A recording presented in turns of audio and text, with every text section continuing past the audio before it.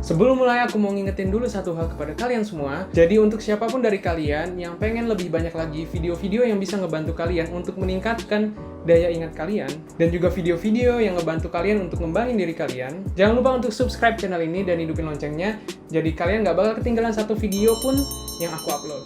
Dan follow juga Instagramku buat kalian yang mau tanya-tanya langsung seputar brain and self-development, langsung aja bisa ke DM ku.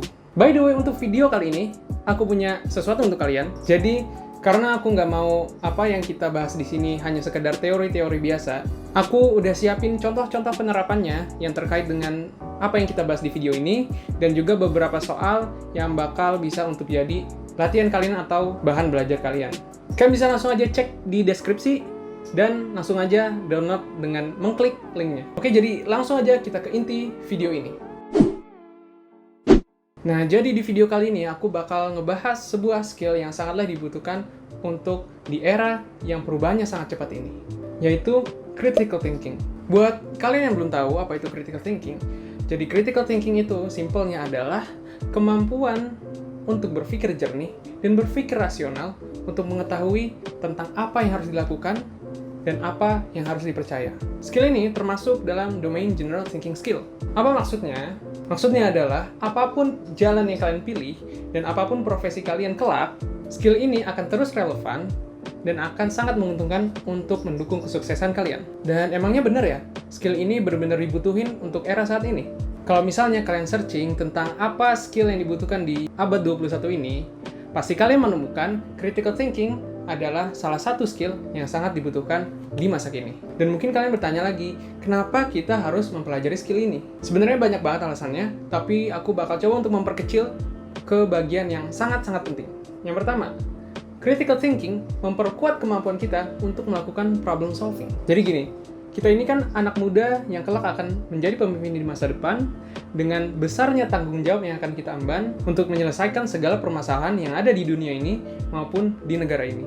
Masalah kemiskinan, masalah pendidikan, masalah kesehatan, masalah energi terbarukan, dan masih banyak lagi. Nah, kalau kata seorang ilmuwan fisika Albert Einstein, "If I had an hour to solve a problem, I'd spend 55 minutes thinking about the problem and 5 minutes thinking about solutions." Jadi kalau menurut Albert Einstein, hasil atau kualitas dari solusi yang kita berikan bergantung pada bagaimana kemampuan kita dalam mengidentifikasi permasalahan yang akan kita selesaikan. Nah, pada tahap identifikasi masalah itulah, kemampuan critical thinking sangat dibutuhkan untuk benar-benar menemukan solusi yang paling tepat untuk menyelesaikan segala permasalahan yang sudah kita sebutkan di atas. Kedua, critical thinking mencakup berbagai disiplin ilmu dan menumbuhkan berbagai bakat kognitif.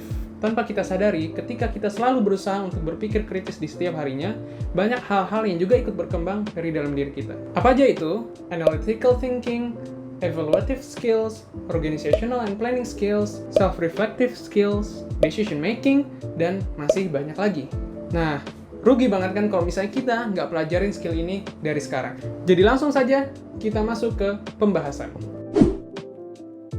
Mungkin kalian udah pernah cari-cari tahu tentang bagaimana cara melatih critical thinking, dan biasanya mereka membahas mengenai bagaimana kita mengeluarkan pertanyaan-pertanyaan sehingga kita mendapatkan pemahaman yang sangat mendalam tentang sebuah informasi tersebut. Sehingga pada akhirnya kita bisa memberikan kesimpulan berdasarkan apa yang kita dapat. Misalnya, mengapa informasi ini penting, siapa saja yang terdampak oleh masalah ini, apa saja yang menjadi pemicu masalah ini, dari mana datangnya, bagaimana saya bisa tahu kalau informasi ini benar, siapa yang bilang, mengapa saya harus percaya oleh orang tersebut, what if, why not, dan semacamnya. Nah, yang aku bakal jelasin ke teman-teman semua adalah sesuatu yang benar-benar beda.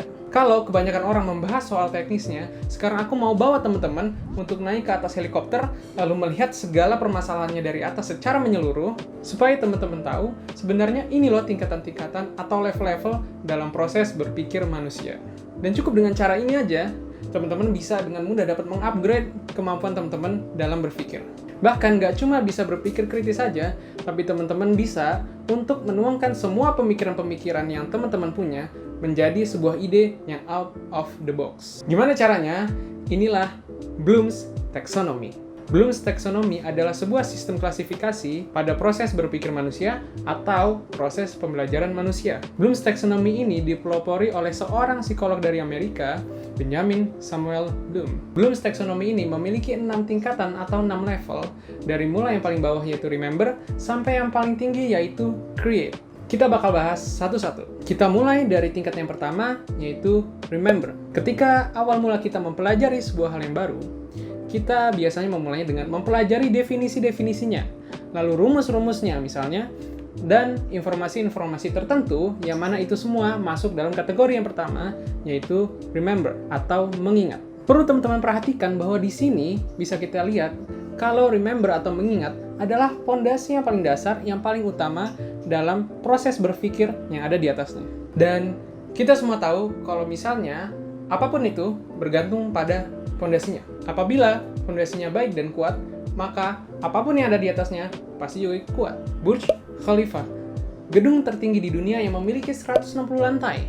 Bayangin, 160 lantai. Mengapa bisa dibangun setinggi itu? Alasan utamanya adalah karena pondasinya yang kuat. Bahkan sangat kuat. Tahu gimana pondasinya?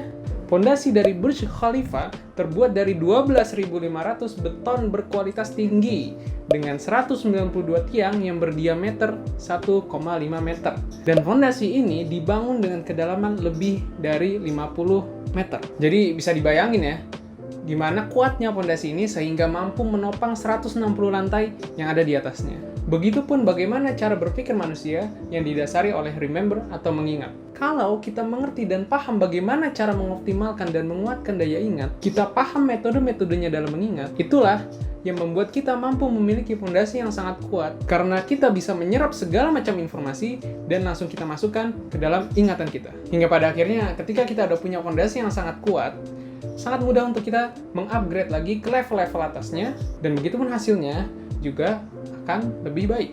Sebaliknya, kalau fondasi kita lemah atau kurang kuat, maka hasil pada level-level yang di atasnya akan sama seperti sebagaimana fondasinya. Maka dari itu, teman-teman yang udah nemu channel ini, beruntung banget. Karena teman-teman udah nemu channel yang tepat untuk dapat memperkuat fondasi teman-teman dalam proses berpikir menggunakan teknik daya ingat. Sekalian numpang promosi. Berikutnya, di level 2 ada understand. Level understand ini pasti udah sering banget kita temuin dimanapun kita berada. Misalnya di sekolah ataupun perkuliahan dan ada sebuah soal yang kita nggak paham bagaimana cara mengerjakannya. Lalu kita pun bertanya ke teman-teman yang lain. Dan ketika teman kita menjelaskan kepada kita dengan bahasanya sendiri, tandanya ia telah mempraktekkan level 2 understand. Berikutnya, di level ketiga ada apply. Di level 3 ini, nggak cuma bisa mengingat dan menjelaskannya dengan bahasa sendiri aja, tapi kita juga bisa menyelesaikan permasalahan-permasalahan yang kita belum pernah jumpai sebelumnya dengan informasi yang telah kita punya sebelumnya. Intinya, kita dapat mengaplikasikan informasi-informasi yang telah kita punya pada pekerjaan-pekerjaan lain. Nah, di level yang ketiga ini bisa dibilang mulai semakin sulit, karena perlu pemahaman yang cukup mendalam sebelum kita dapat mengaplikasikan informasi yang telah kita pelajari sebelumnya. Level berikutnya adalah analyze, yaitu kita mengambil sebuah konsep, lalu memecahnya menjadi beberapa komponen yang saling berkaitan, dan mengamati, melakukan analisis mengenai konsep tersebut secara keseluruhan.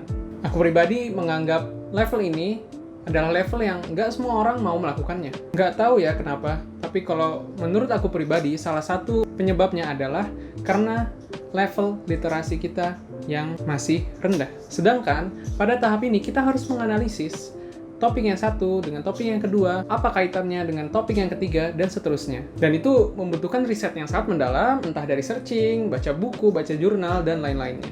Lanjut, yaitu evaluate. Nah, setelah kita melewati tahap-tahap sebelumnya, di tahap ini, atau di level ini, kita udah punya beragam teori, beragam ide, dan berbagai cara dalam menyelesaikan sebuah permasalahan. Maka, di level ini, kita bisa menilai mana teori-teori yang paling tepat dalam permasalahan tertentu. Mana cara-cara yang terbaik bagi kita untuk menyelesaikan permasalahan A, permasalahan B, permasalahan C.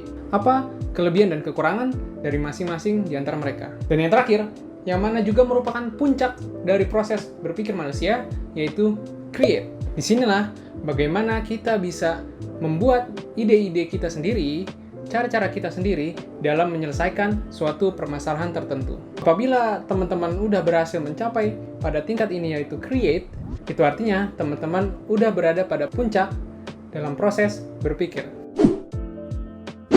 Nah, itu dia bahasan kita pada video kali ini mengenai bagaimana melatih critical thinking dengan Bloom's Taxonomy, dan mungkin kalian langsung bertanya-tanya, gimana cara menerapkannya? Apa contohnya? Karena selama tadi aku jelasin tentang ini, nggak ada satupun aku kasih contohnya. Aku nggak jelasin di video ini mengenai contoh-contoh penerapannya, karena videonya bisa benar-benar panjang. Tapi tenang aja, seperti yang aku udah sempat bilang di awal, kalau misalnya aku udah buat worksheet buat kalian, dan aku udah taruh linknya di deskripsi.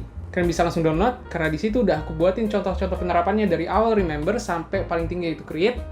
Dan aku udah siapin beberapa topik untuk bisa jadi bahan teman-teman berlatih ataupun belajar. Sekian video kita kali ini. Jangan lupa untuk like, comment, dan subscribe buat kalian yang belum subscribe. Dan jangan lupa hidupin loncengnya supaya kalian terus update sama channel ini. Jangan lupa juga buat share video ini kalau menurut kalian video ini bermanfaat, supaya kita bisa bareng-bareng ngembangin potensi daya ingat kita dan bisa bareng-bareng ngembangin diri kita. So, thanks for watching. See you in the next video. And remember, improve your life with the power of mind.